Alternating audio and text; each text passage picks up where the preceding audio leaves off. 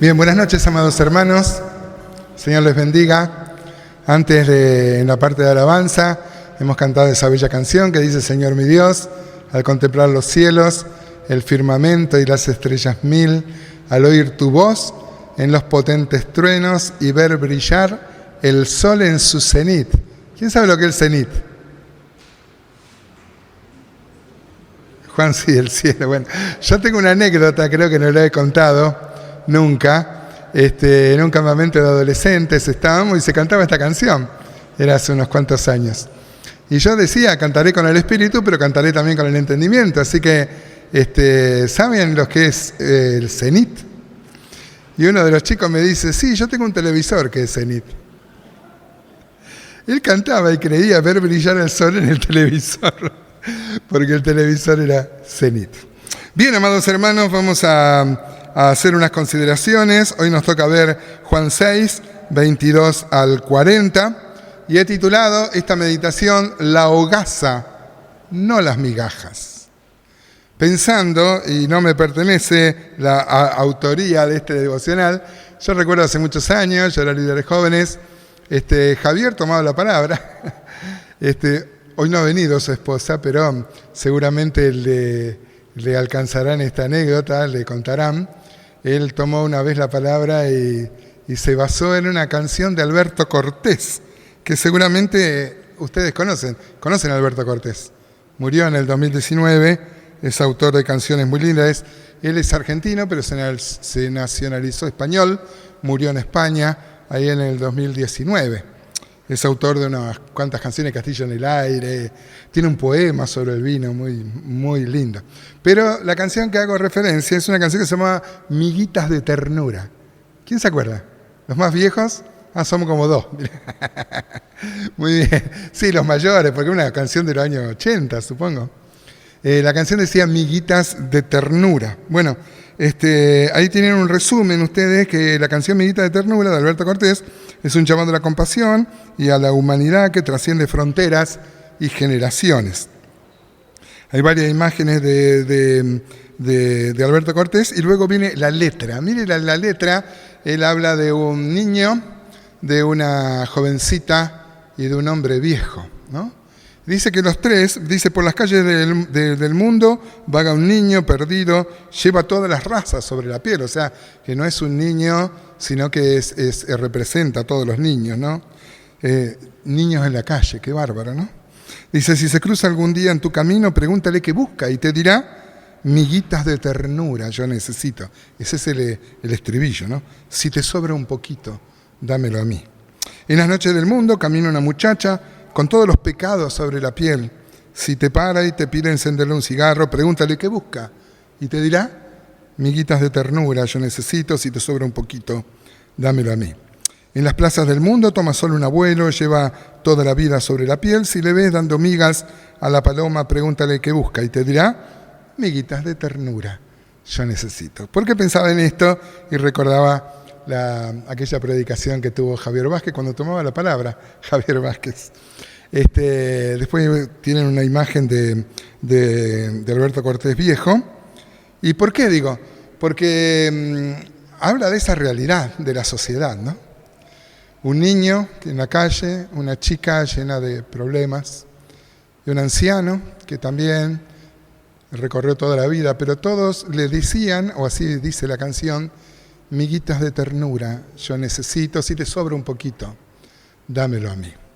Basta ver el mundo, hermano, lo mal que está, ¿no?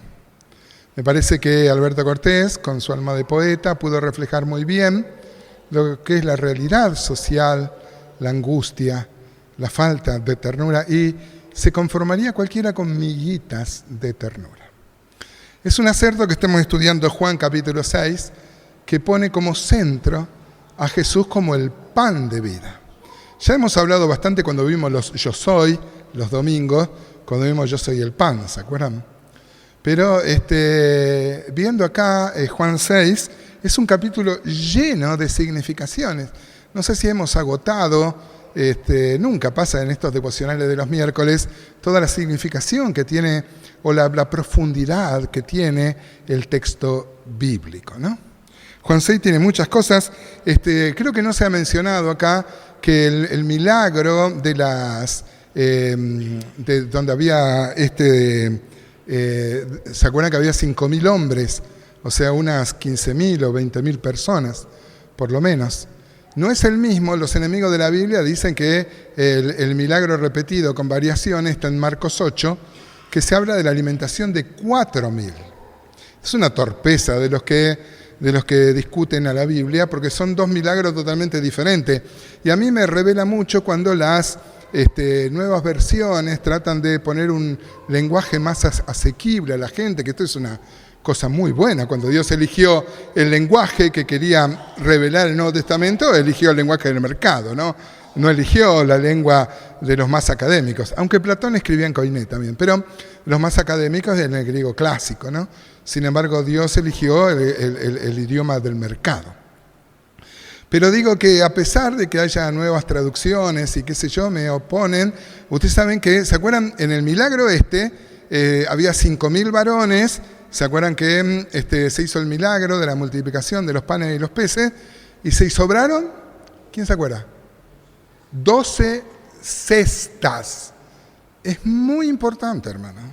En el milagro de Marcos 8 había 4.000 hombres, o sea, unas 12.000 personas, más o menos, y sobraron 7 canastas. Yo he visto nuevas versiones que homologan canastas con cestas. Y esto es hacer violencia al texto, hermanos, porque el milagro de Juan 6 se dio en tierra hebrea. Y las cestas son las cestas que llevaban los judíos. Vieron que los judíos salían a caminar y se llevaban su comida para no comer en el camino comida que no era kosher. Pero los gentiles no tenían el problema. Y lo de Marcos 8 dice la Biblia que fue en Decápolis. Fue en otro. Por eso son canastas. Las canastas son gentiles. Y aparte tiene una profunda significación con la pregunta que le va a hacer en Marcos 8. Algún día, si quieren, lo tratamos. Pero no hay que confundir. Cestas son judías, en tierra judía, y canastas son gentiles, en tierra gentil.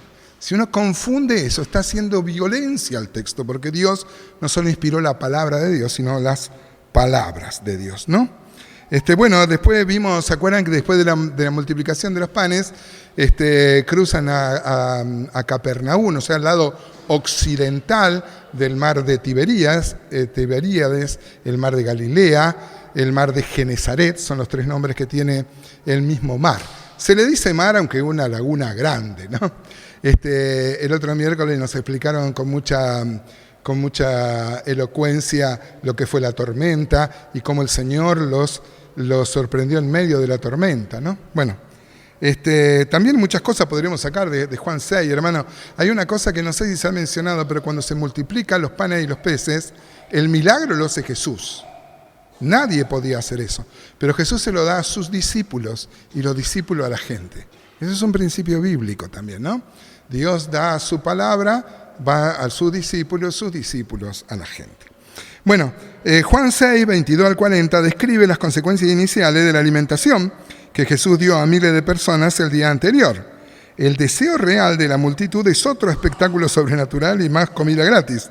Lo que la gente quería es lo que le va a reprochar. El Señor llega con sus discípulos al otro lado, a Capernaum. El discurso que va a dar en el final del capítulo va a ser frente a la sinagoga en Capernaum. A la mañana la gente no lo va a ver a Jesús y va a ver unas barcas y va a tomar las barcas y van a cruzar a donde estaba el Señor con sus discípulos en Capernaum. Muchos de los que cruzaron son los que habían disfrutado de la multiplicación de los panes y los peces, ¿no? Ellos querían otro milagro, ¿no? En este pasaje Cristo comienza a explicar, lo va a explicar en un discurso que va a hacer frente a la sinagoga en Capernaum, pero en este pasaje Cristo comienza a explicar el verdadero significado de su milagro y su ministerio. Así que vamos a leer, si me quieren acompañar, hay una imagen de Yo soy el pan de vida, pero vamos a leer. Nos toca ver Juan 6, 22 al 40, yo lo he dividido en 3 bloques, del 22 al 27, del 28 al 35 y del 36 al 40. Dice así la palabra de Dios, vamos a leer la primera parte. Dice Juan 6:22, el día siguiente la gente que estaba al otro lado del mar vio que no había habido allí más que una sola barca y que Jesús no había entrado en ella con sus discípulos, sino que éstos se habían ido solos. Pero otras barcas habían arribado de Tiberías, junto al lugar donde habían comido el pan después de haber dado gracias al Señor.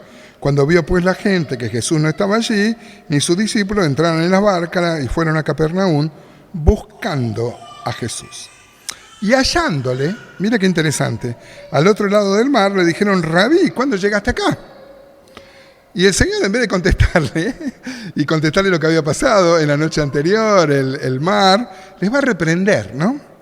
Y dice el 26, respondió Jesús y le dijo: de cierto os digo que me buscáis, no porque habéis visto las señales, sino porque comisteis el pan y os saciasteis. Trabajad no por la comida que perece, sino por la comida que a vida eterna permanece, la cual el Hijo del Hombre os dará, porque a éste señaló Dios el Padre. O sea, la gente cruzó el mar de Galilea y el Señor, en vez de contestar, porque le preguntaron ¿cuándo llegaste acá?, Él los reprende porque ve las intenciones de su corazón. Ellos querían más pan, como le había dado de comer. Imagínense tener al Señor todos los días proveyendo y multiplicando los panes. Pero el objetivo del milagro no era eso. Era enseñar la gran verdad de que Jesús es el pan de vida. Ahora yo pienso, hoy hay muchas, en el mundo evangélico, o como llamaban los hermanos, en el evangelicalismo, decían, o en la cristiandad, decían ellos. Hoy uno ve muchas campañas, a veces, ¿no? Yo cuando tuve la oportunidad de estar en Turquía, vi que las iglesias son chicas, claro. Allá hay que juntarse entre varias iglesias para hacer un número más o menos. Pero acá que hay más libertad, ¿no es cierto? Por ahí se arman grandes campañas. Y uno ve que las campañas, inclusive hay hermanos a quienes apreciamos y siempre criticamos lo mismo, ¿no? Decimos, hay campañas donde ofrecen milagros. Dice, recuerdo una canción que decía, venga por su milagro, venga por su milagro. Claro, si hay fe, sanidad, liberación, se llena de gente, ¿no? Ahora, yo también he sido muy duro criticando esto, pero yo después pensaba, hermanos, toda la gente que seguía al Señor, muchos, aunque su motivación no era correcta, por supuesto, luego aceptaron al Señor. O sea, la gente vino por el pan y los peces. ¿Cuánta gente viene? Yo recuerdo que Juan contó su testimonio, que él llegó al Evangelio por una chica, ¿no? Cualquiera diría que es motivación incorrecta. Yo llegué al Señor por un problema matrimonial. Yo me casé muy jovencita con la Cris y nos queríamos mucho, pero éramos muy jovencitos y nos hacíamos mucho daño. Y bueno, y en una de esas crisis llegamos a conocer al Señor. ¿Cuánta gente viene buscando un milagro? A veces somos muy duros, ¿no? Viene alguien y dice, bueno, por ejemplo, hay gente que viene porque necesita un trabajo y después consigue el trabajo y deja de venir. No alcanzó a entender, pero los milagros eran así. La gente venía por el milagro. Y algunos después, cuando el Señor les explica la realidad del mensaje y el fundamento de por qué hacía milagros, bueno, algunos aceptaban, otros no. Lucas 14, por ejemplo, dice que viendo las multitudes que le seguían, les dijo, el que no viene a mí y no toma su cruz y me sigue, no es digno de ser mi discípulo. O sea, a la multitud le habló y le habló de las exigencias del reino, ¿no? Así que veo las fotos ahí de grandes campañas y bueno, yo he sido muy duro, si bien insistimos, la motivación debe ser la de buscar al Señor, pero ¿quién busca al Señor? Dice la Biblia que no hay quien busque a Dios. Él se encuentra en nuestro camino y Él cuántas veces satisface nuestras necesidades, cuántas veces nosotros damos primero de comer, ¿no? Para escuchar el Evangelio. Hay que tener una sensibilidad un poco mayor, ¿no? Si bien el principio sigue siendo el que el Señor estableció. Primero hay que buscar el reino de Dios, no las añadiduras, ¿no?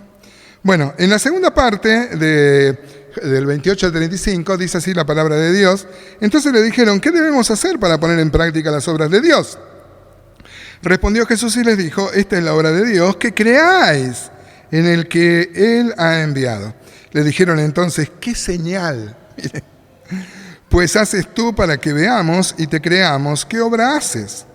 Nuestros padres comieron el maná en el desierto, como está escrito: pan del cielo les dio a comer. Hay un salmo que dice pan de ángeles.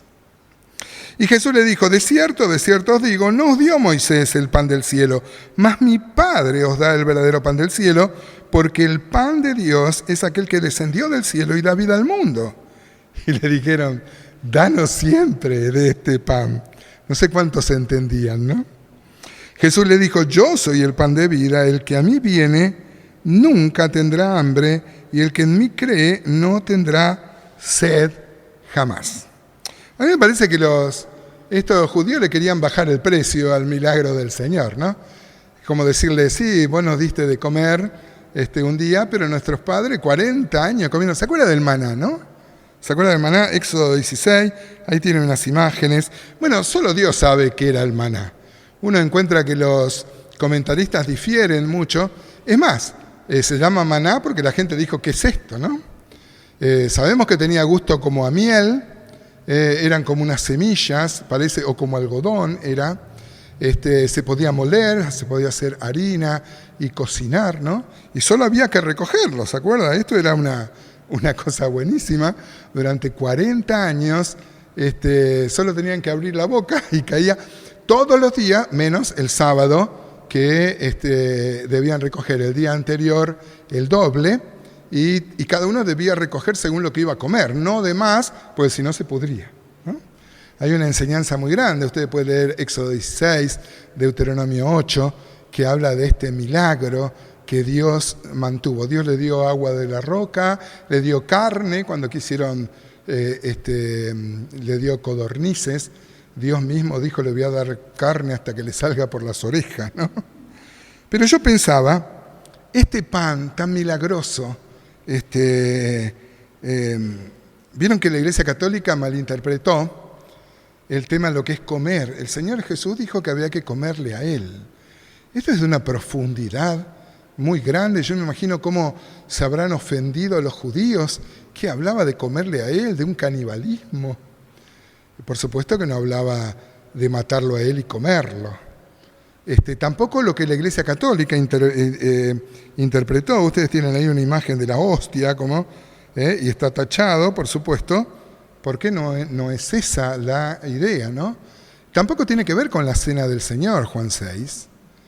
Juan 6 tiene que ver con aceptar a Jesús, como uno incorpora un alimento y ese alimento se incorpora a nuestro cuerpo, y a diferencia de cualquier alimento, él no tiene desecho.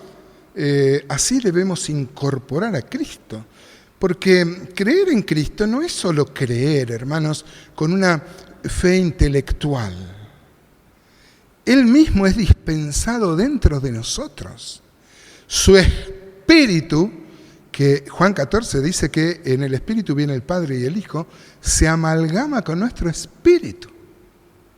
Esto no es un cuento para los chicos de escuela dominical, hermano. Es la realidad de que Dios tiene comunión con nosotros al punto tal de amalgamar su espíritu con el nuestro, de darle vida, porque nuestro espíritu estaba muerto, pero luego, a partir de ahí, ir tomando todas las áreas de nuestra vida, ¿no? ¿Cómo que señalase? A mí me sorprendió. Venían de la alimentación de 20.000 personas y le dice: ¿cómo que señalase, no? Le bajaban el precio al milagro. Pero yo, pensando en el maná, pensaba, hermanos, y pensando en la canción que nos introdujo de Alberto Cortés, que a veces muchos desprecian este pan y quieren las migajas. ¿Se acuerdan el pueblo? Por ejemplo, dice Hechos 7:39, al cual nuestros padres no quisieron obedecer. Este es Esteban quien está contando, sino que le desecharon y en sus corazones se volvieron a Egipto. Mire qué gráfico, qué bien que lo cuenta Lucas.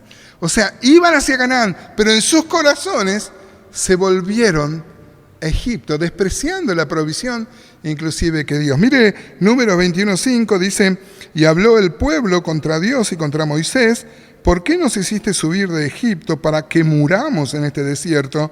pues no hay pan ni agua, y nuestra alma tiene fastidio de este pan tan liviano. Qué bárbaro, ¿no? El mismo pueblo que veía era alimentado por Dios de manera milagrosa. Yo me imagino cómo le habrá dolido al corazón de Dios, ¿no? Que la gente diga, acá no hay pan, no hay agua, y estamos hartos, estamos hastiados de este pan tan liviano. Ahora yo pensaba para nuestra vida, hermanos, esto de nada vale, ¿de qué vale conocer la historia de Israel si no tiene una aplicación para nuestra vida, ¿no? ¿Cuántas veces despreciamos los milagros por las miguitas, ¿no? Las miguitas. En la canción de Alberto Cortés, bueno, aunque sean las miguitas querían, pero hay un pan, es la hogaza, es el pan, no es las miguitas, hermanos. Y cuánto más nosotros que tenemos el conocimiento de quién es Cristo, ¿no? Ahora bien, en la última parte, que va del 36 al 40, dice Juan 6:36. Mas os he dicho que aunque me habéis visto, no creéis. Todo lo que el Padre me da vendrá a mí, y el que a mí viene no le echo fuera. Porque he descendido del cielo no para hacer mi voluntad, sino la voluntad del que me envió. Y esta es la voluntad del Padre, el que me envió, que de todo lo que me diere no pierda yo nada, sino que lo resucite en el día postrero. Y esta es la voluntad del que me ha enviado, que todo aquel que ve al Hijo y cree en Él, tenga vida eterna, y yo le resucitaré en el día postrero. Acá claramente Jesús dice que todo lo que el Padre me da, viene a mí. Ustedes saben que hay una discusión muy grande desde la Reforma para acá entre el calvinismo y arminianismo. Esto lo originaron dos grandes hombres de Dios que fueron Juan Calvino, aunque no fueron contemporáneos. Arminio discutió con los discípulos de Calvino. Pero ustedes saben que los calvinistas dicen que para que la persona venga a Cristo, porque si la persona está muerta, ¿cómo puede oír el Evangelio? Tiene que haber una regeneración. Los calvinistas creen que Dios hace la regeneración antes de la conversión. Porque dice que el Padre tiene que traer lo que nadie puede. Si alguien está muerto, ¿cómo alguien va a venir a Cristo? Es el Padre quien le tiene que traer. Y según los comentaristas que usted lea, nosotros no creemos esto. Nosotros creemos que hay una responsabilidad individual. Y si bien no creemos que hay libre albedrío para aceptar a Cristo, nosotros creemos que se puede aceptar a Cristo, se puede rechazar a Cristo. Los calvinistas no creen esto. Ahora, ¿a qué viene esto que les cuento, hermanos? A mí me parece que esto nos distrae. Uno puede leer un comentario y empieza a hablar si es el Padre que lo trae o es la persona la que decide venir a Cristo, ¿no? Y yo veo que nos enredamos. Yo muchas veces me enredo, tengo grupos de discusión, y inclusive a través de los audios tengo gente calvinista y tengo gente totalmente arminiana que escucha estos audios. Pero yo me parece, hermanos, que muchas veces, por supuesto que tenemos toda una teología y podemos discutir un rato largo, pero me parece que eso, miren lo que voy a decir, es algo que Satanás mete para desvirtuar el verdadero concepto del texto, que es lo que decía el Señor, que todo el que el Padre me da vendrá a mí, y al que me viniere no le echo fuera. Y Él va a hablar, esta es la voluntad, que todo aquel que ve al Hijo y cree en Él tenga vida eterna. Yo particularmente creo que hay una responsabilidad en la persona, hermano. La persona puede aceptar o rechazar a Cristo. Ahí diferimos con los calvinistas. Los calvinistas dicen que no, que el que está predestinado sí o sí viene, y el que no está predestinado no hay forma de convencerlo. Nosotros creemos, el Señor Jesús dijo, vosotros resistid al Espíritu Santo. Creemos que se puede resistir, pero creemos que también se puede aceptar. Y comenzar, hermanos, el maravilloso caminar con Cristo, donde Él está empeñado en transformar nuestro carácter, nuestro espíritu, nuestro caminar. Venir a Cristo es eso, hermanos. Y cuando elegimos seguir a Cristo, elegimos ser cambiados por Él. Aceptar a Cristo, creer en Cristo, es venir a someterse a su voluntad.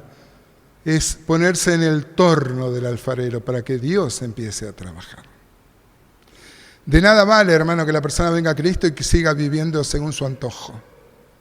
Esto es una contradicción muy grande. Venir a Cristo y llamarle Señor es someterse a su voluntad, más allá de todas las discusiones. A mí me maravilló y quisiera sacar la simpleza de este pasaje y terminar orando por esto. Vamos a orar y vamos a pedir al Señor que cada uno de nosotros pueda comer a Cristo, pueda seguir creciendo en los caminos donde Dios toma nuestra vida y la transforma como un alfarero en una obra de arte. Amado y bendito Dios, gracias te damos en el nombre de Jesús por tu palabra. Gracias porque sos el pan de vida. Ayúdanos a no detenernos en las migajas que a veces el mundo ofrece. Ayúdanos a comer este pan.